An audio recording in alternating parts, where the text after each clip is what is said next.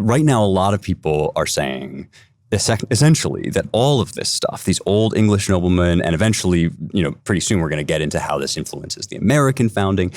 Basically, this is all just like dead white men. What does any of this, why should we be here talking about this at all? The Constitution, King John, anything like that? What does it matter? Because it is integral to the protection of human liberty. If we look at most of the history of the world, for most of the history of the world, it is a history of monarchy. It is a history of absolute power. And it is often a history of tyranny and oppression and misery and suffering. Now, some form of governance is needed. Right. Anarchy.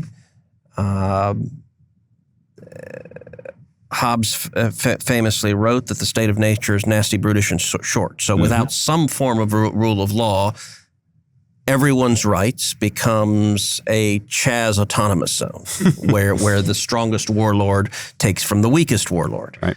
And the Magna Carta was a major step, and there have been multiple steps in terms of safeguarding individual liberty against unchecked government power. That government power in anyone's hands, it doesn't matter deeply if they are malevolent or benevolent, that unchecked power is corrupting.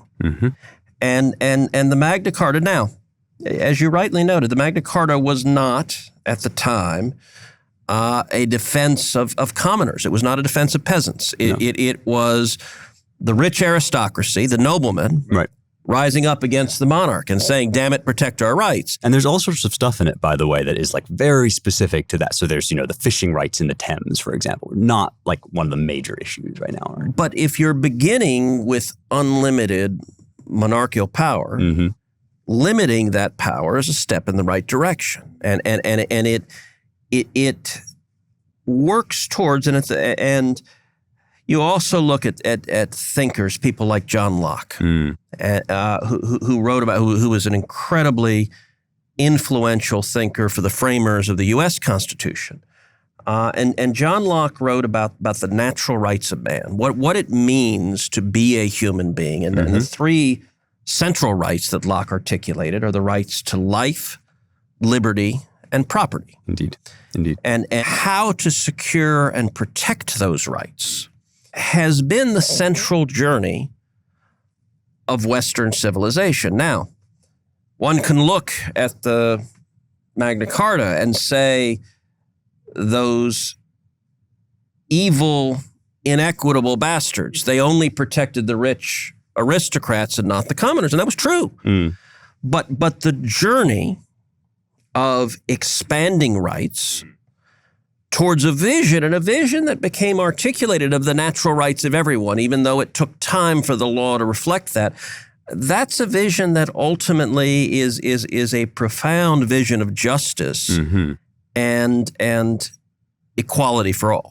I want to go back to something you said, because you touched on something that's been very important for us on this show, and that is, we call it the cycle of regimes, or the Greeks called it Antipsychosis, and we've talked about it in terms of Chaz, actually, exactly, that, when you have a kind of lawless mob, the first thing that happens is you get a warlord, and we did see that in Chaz Chop, or whatever you want to call it, and the word that you use that's so key, right, is arbitrary, that the power, even in a monarchy, there's a difference between just sort of pure imposition of willful power and somebody saying, actually that first sentence we grant to God, or that first clause, is a way of invoking something that actually stands outside and above all humanity. That has, as you noted, that Hobbes and Locke are kind of part of the carrying of this tradition forward. This has resonance for us in America today too, doesn't it? It absolutely does.